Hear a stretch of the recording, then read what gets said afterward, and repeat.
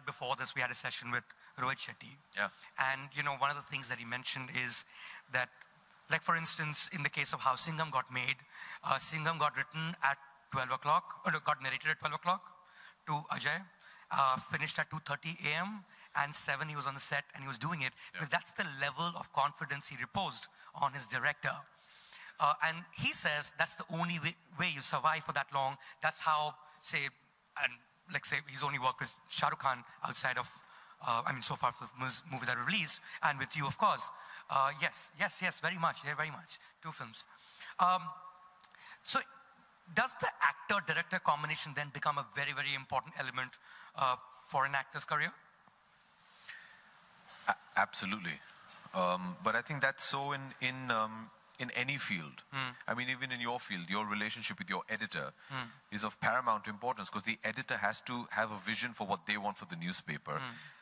They need to try to convey that to you, but they also need to be able to balance off what you as a journalist can provide, and they don't want to compromise your vision because there's a unique perspective. So a relationship you might have with your publisher or your editor is similar to an actor and their director, and it's a collaborative exercise, right? Filmmaking. So obviously you've traditionally seen wonderful actor-director combinations survive for a long time. And I think that's very important. I mean, not just actor-director, even actresses and their directors have had some wonderful collaborations. And that's important because there is a level of trust. You also know that this guy's going to take care of me, or this lady's going to take care of me. I understand their vision. I know what they're talking about. They don't need to spend extra time to get out the performance that they need, because I know instinctively what they want. Which have been your favorite directors in terms of a combination?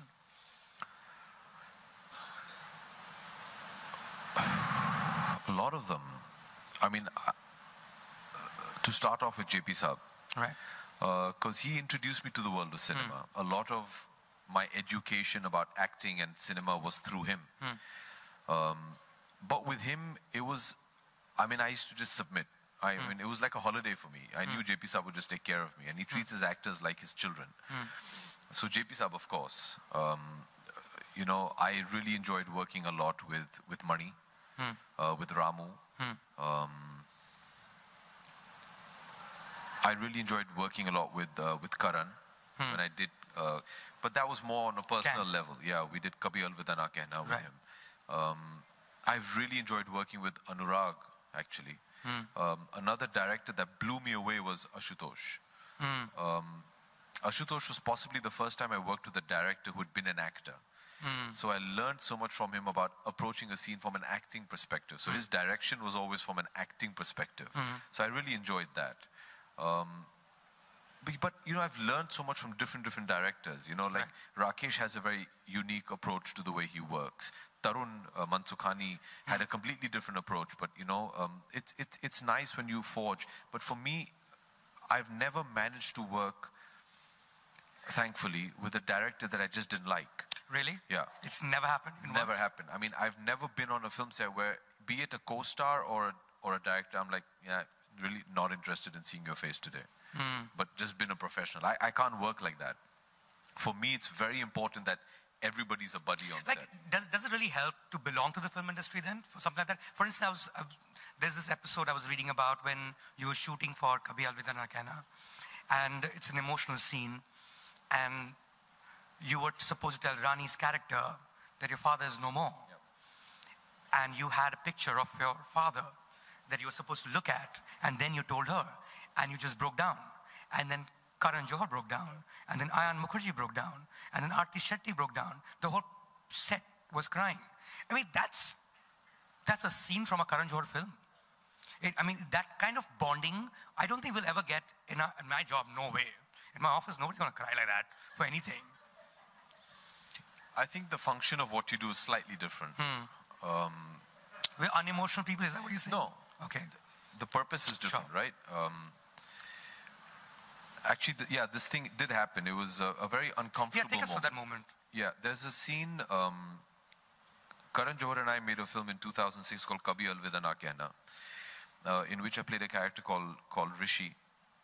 And he's married to Maya, and they're childhood friends, and she's not in love with him, but he's in love with her, and it's a beautiful relationship. And she has an affair with Shah Rukh, and they divorce and separate, and near the end of the film, there's a beautiful song, which is Kabhi Alvida Kehna. It finishes where you see Rani after 2-3 years. She's all alone. She's not with Shah Rukh. And Rishi comes to see her. And he comes to tell her that, and he's meeting her after they're divorced, and he says that I just came to tell you that I'm getting married. I found somebody that I really love, and she's very happy for him. And she says, he asks her to be his best man or woman, so to speak. And he says, look, Maya, at the end of the day, I've realized I have no one else. You've been my best friend since I was a child. Right. I had one more person, which was my dad, but he passed away. And she's not aware of this.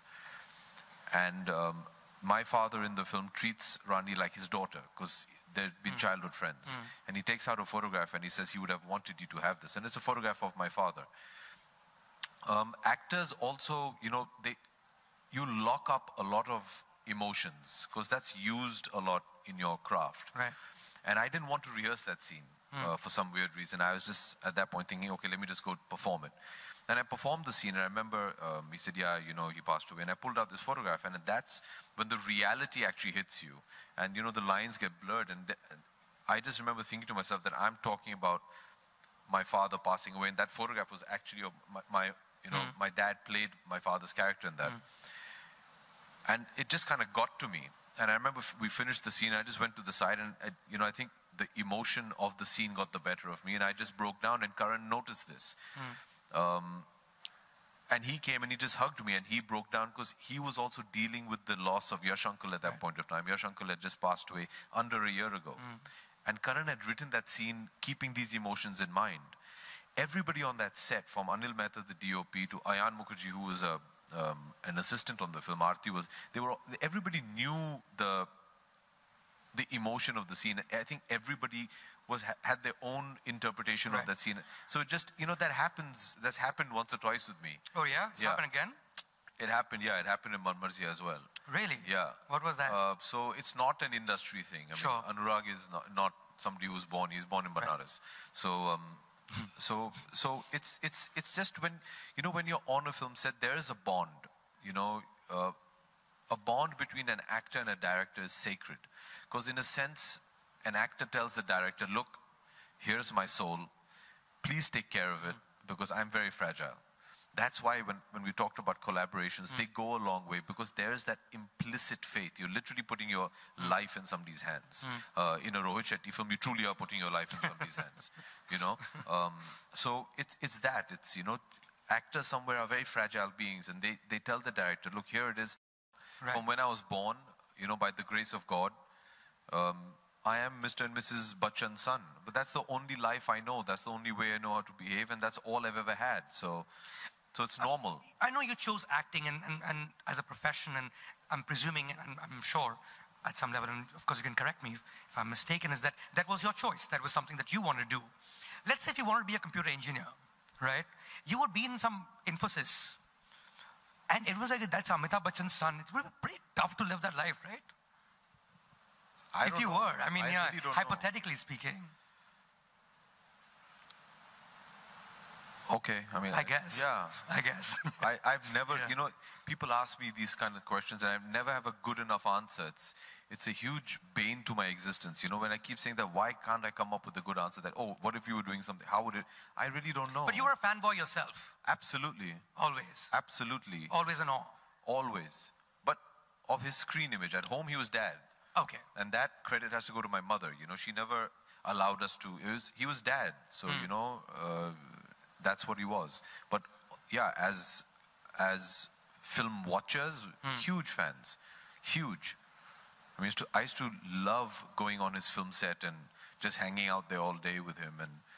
And he used to love me coming and hanging with him. It was great. I mean, it's a wonderful childhood to have if this is the profession you want to be in. I mean, can you imagine? I grew up on the film set of Prakash Mehra and Yash Chopra and Manmohan Desai. I mean, you're privileged.